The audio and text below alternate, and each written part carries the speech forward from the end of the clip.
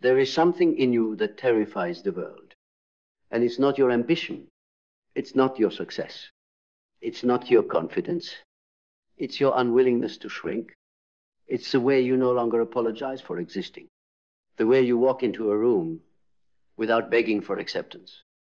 The way you stopped asking permission to be powerful. That is what shakes people. Because most of the world doesn't fear your weakness, they fear your clarity. Clarity exposes what they've buried. Conviction exposes what they've compromised. Your very presence becomes a mirror, and when they look into it, they don't see you, they see what they could have been if they hadn't sold themselves so cheap. You're not too much. You are the result of someone who refused to remain less. And when you carry that truth in your bones, the world will try to convince you that you're arrogant, too bold, too loud, too intense. But what they really mean is, you are reminding me of everything I abandoned in myself. There's a reason most people stay average. Not because they lack talent, not because they lack time, but because they're afraid of what they lose if they fully commit to becoming who they are. Because the moment you commit, really commit, you become a threat. A threat to the friend group that bonded over mediocrity.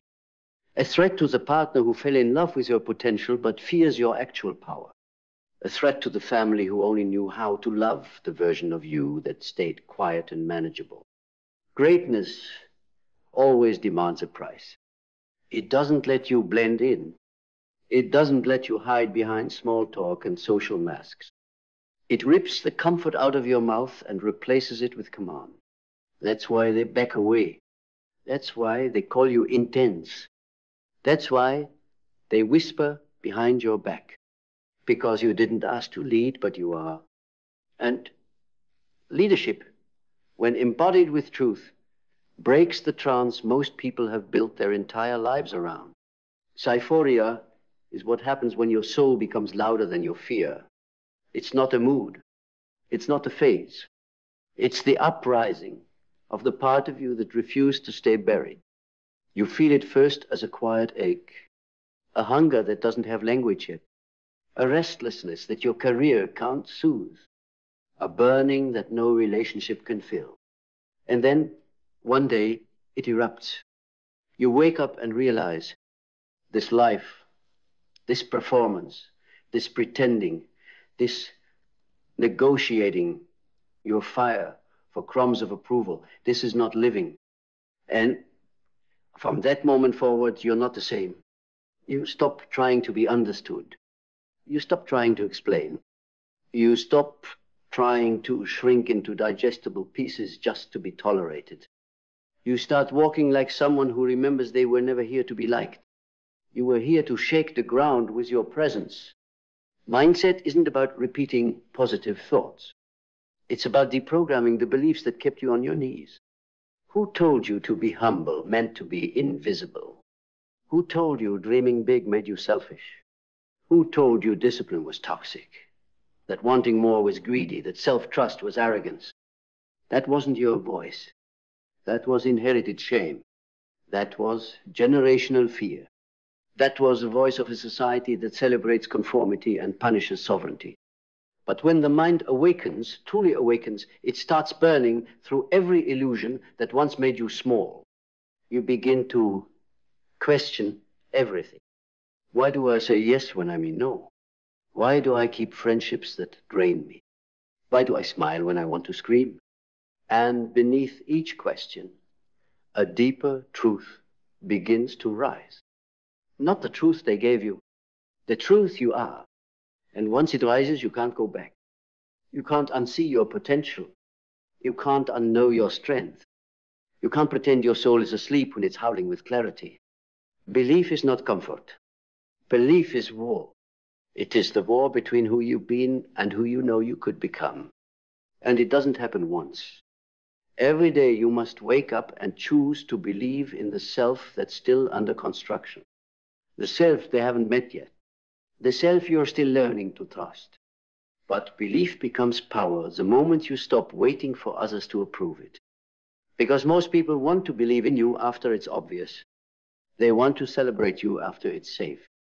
But your soul demands something greater. Believe before the results. Act before the evidence. Stand before the crowd arrives. Because belief isn't meant to follow. It's meant to lead.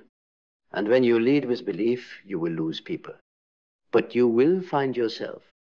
Clarity makes you dangerous. It's not about being right.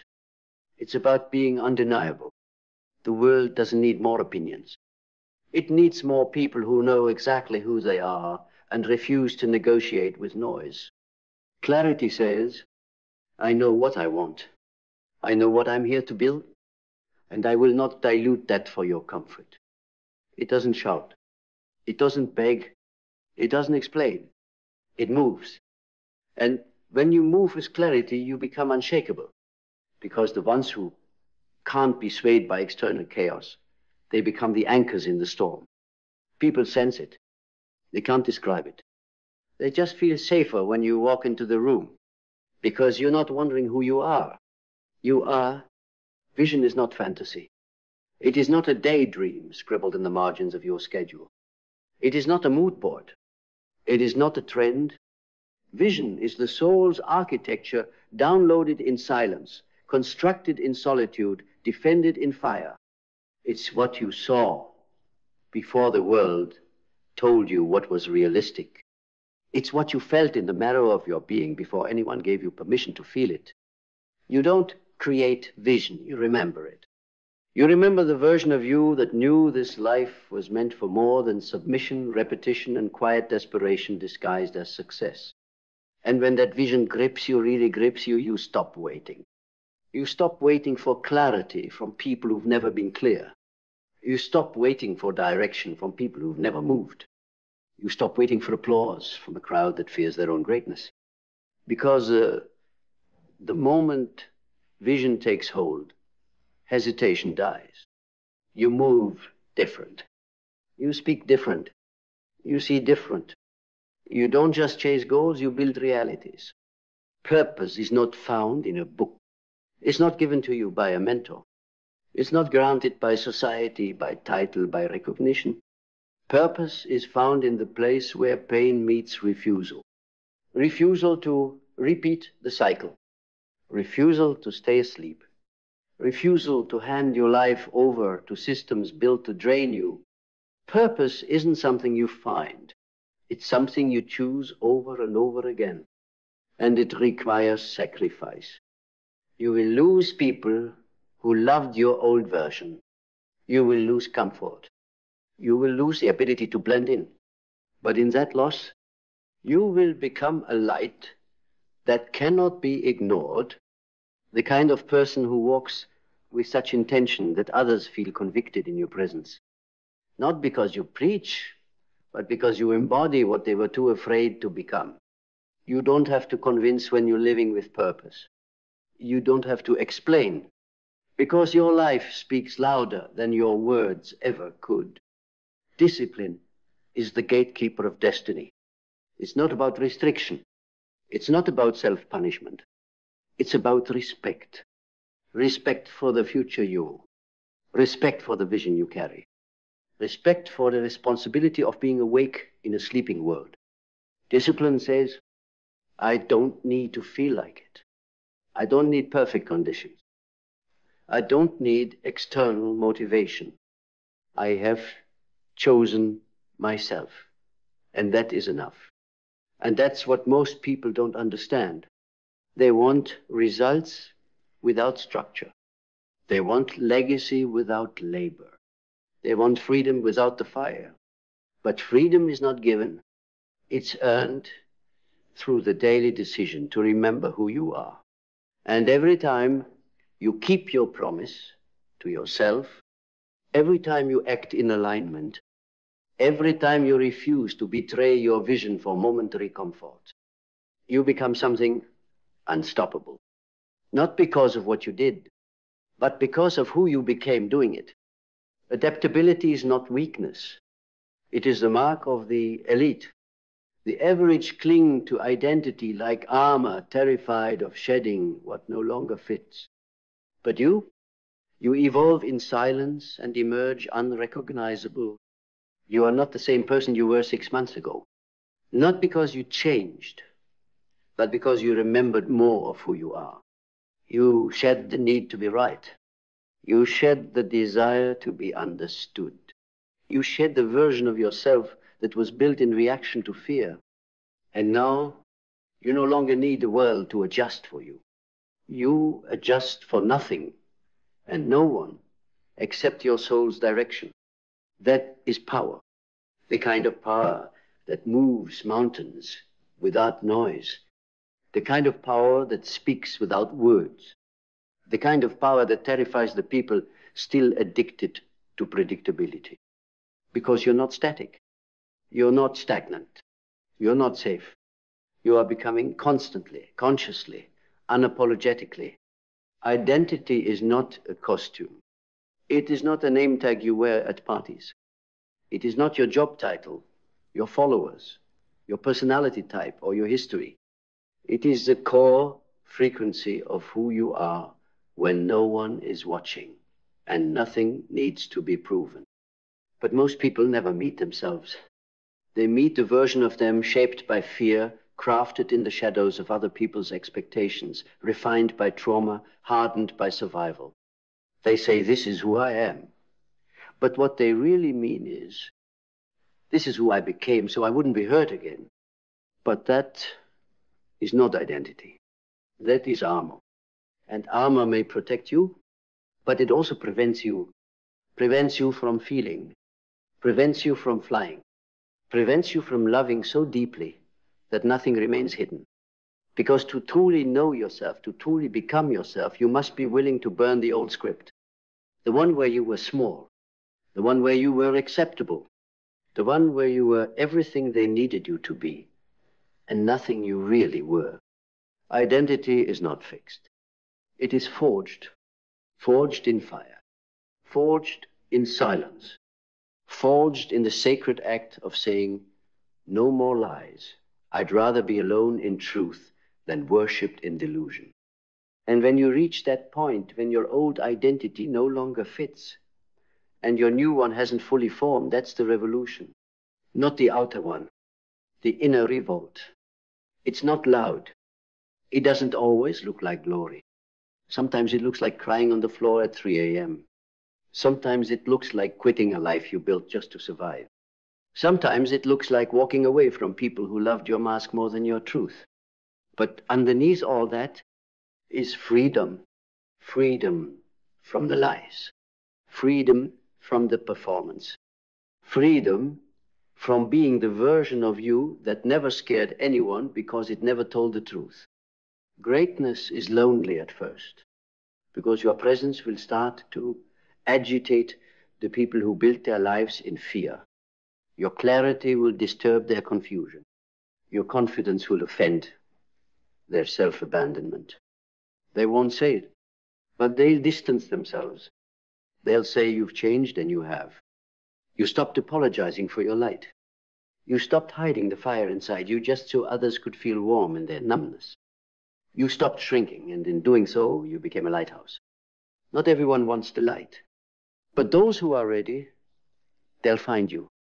This is why your greatness scares people, because it cannot be controlled, because it doesn't beg, because it makes them question everything they settled for.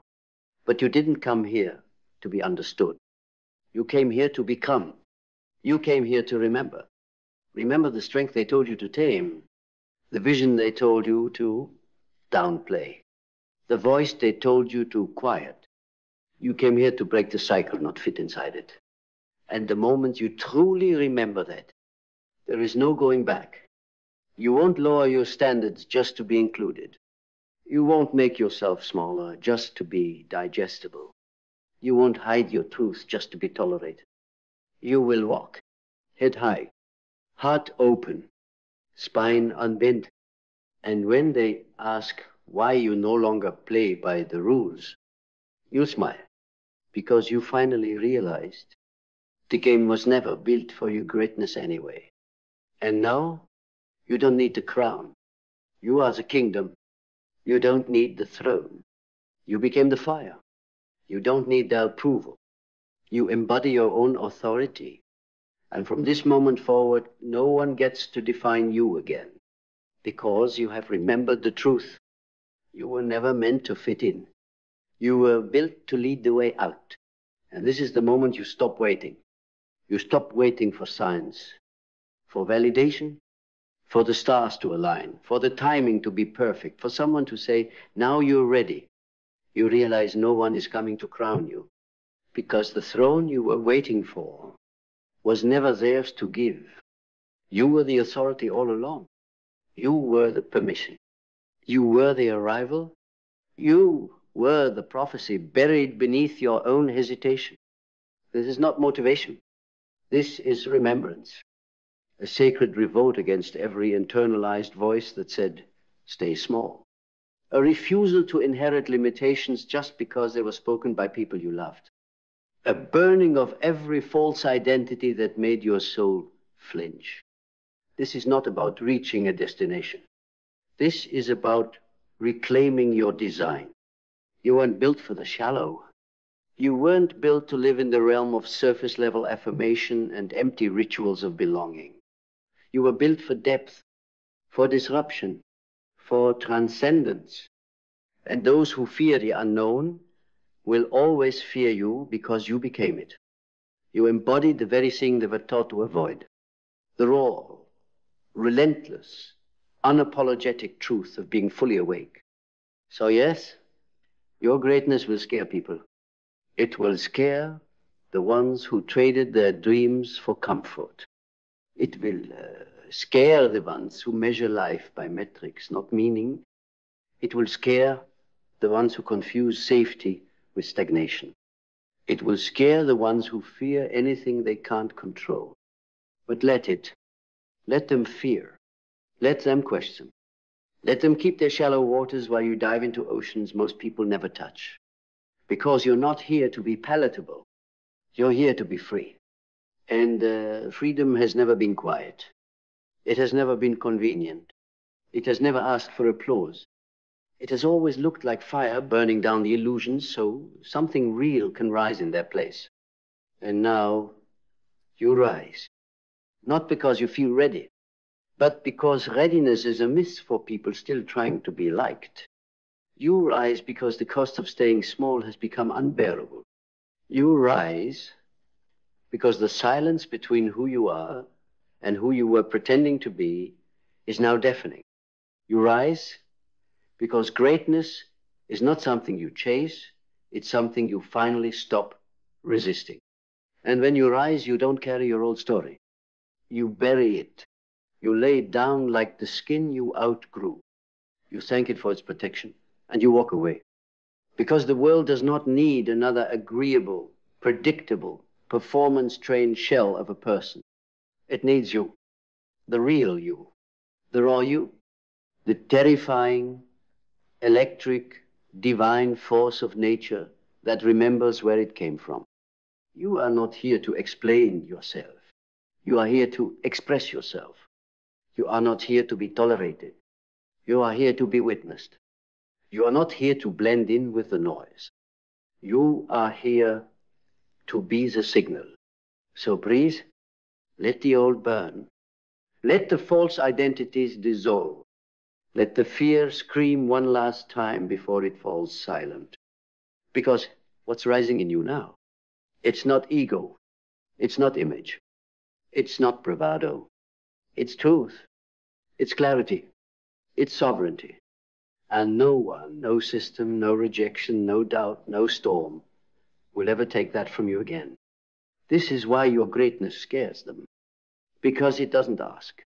It becomes, and now, so do you?